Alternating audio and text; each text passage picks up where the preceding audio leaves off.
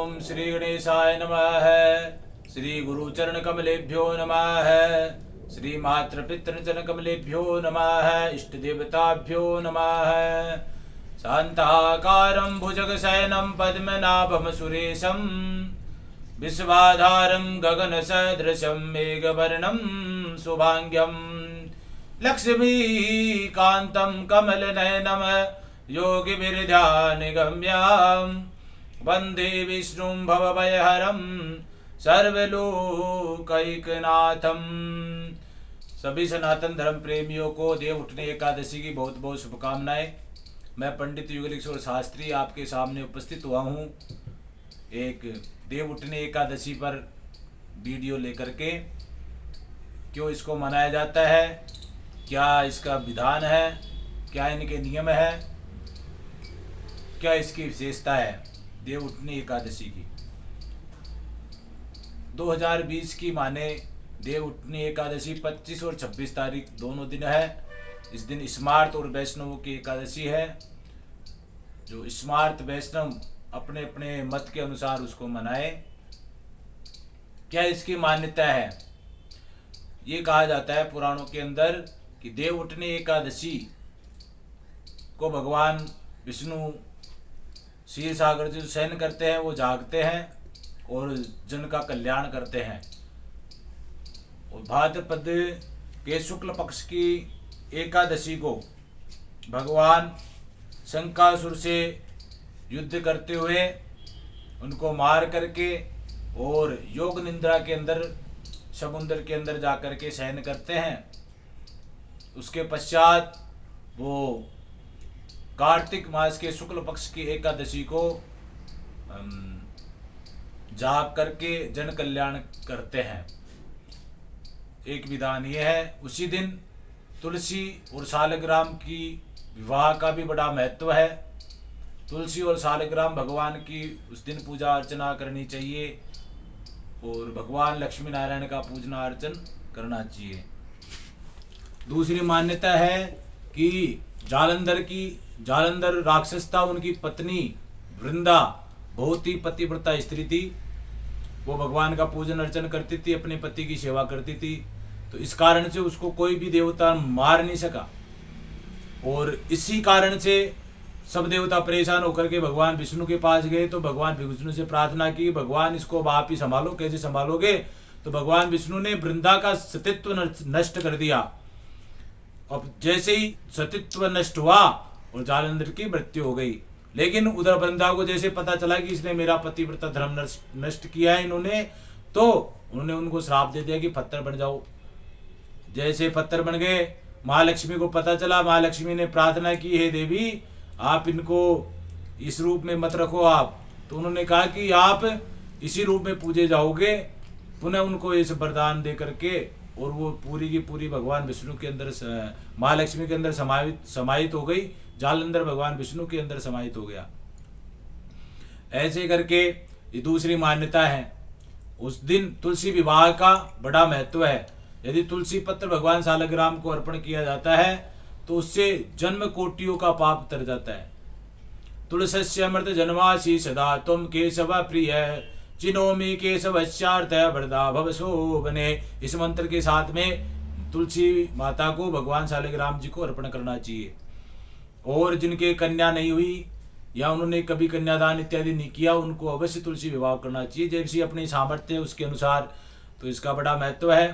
तीसरी कथा आती है बावन भगवान की, कि बावन भगवान ने राजा बलि जो महाबली दानी था उनसे, वो भी जब उसकी विस्तारवादी नीतियों से परेशान हो गए सभी देवता, तो भगवान विष्णु की शरण में गए। तो भगवान विष्णु ने उनसे देखा कि ये बहुत बड़ा दानी है, तो दानी से इनसे पूरा साम्राज्य दान के माध्यम से लिया जा सकता है। तो वहां जाकर के कहते हैं कि भाई आप मुझे संकल्प करें, मैं आपके यहाँ दान लेने आया हूँ। उसने कहा ठीक है, मैं संकल्प कर देता हूँ।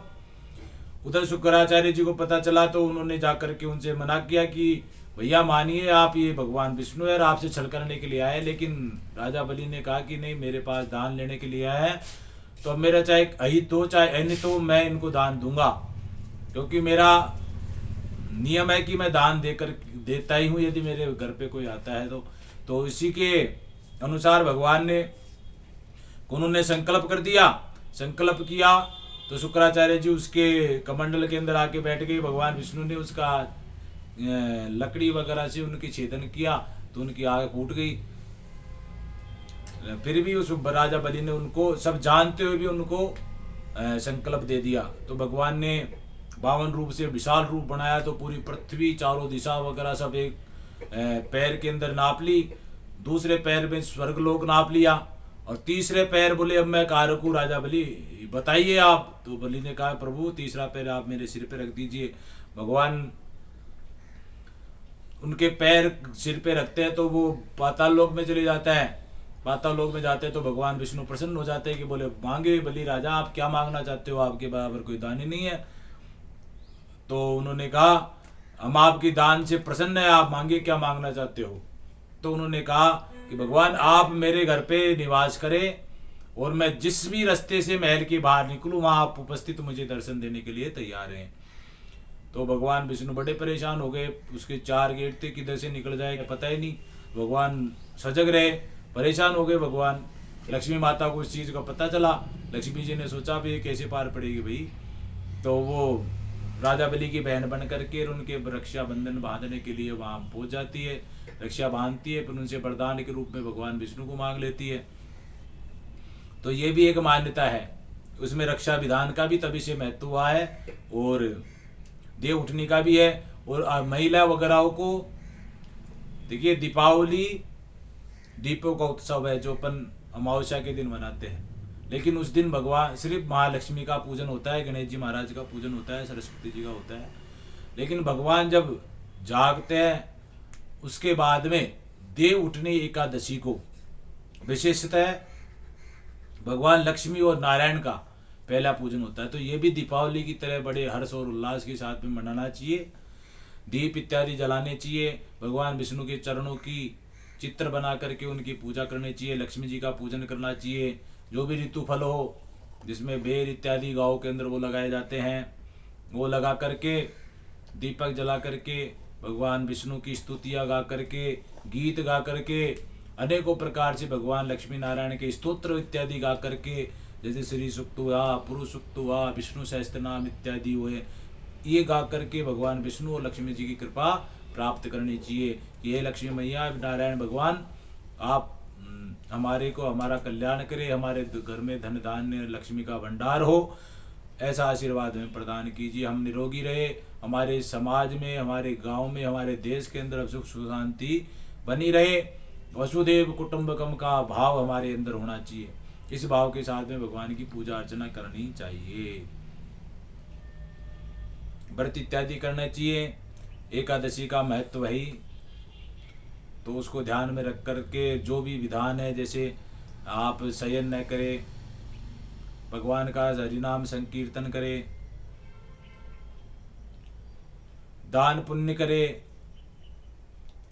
मंदिरों में भगवान को जो भी अपनी श्रद्धा के अनुसार हो वो भेंट अर्पण करें। ऐसे भाव के साथ में आपको भगवान लक्ष्मी और नारायण का पूजन अर्चन करना चाहिए, ताकि आपके ऊपर, आपके परिवार के ऊपर प्रभु की कृपा हमेशा बनी रहे। जय श्रीमन नारायण।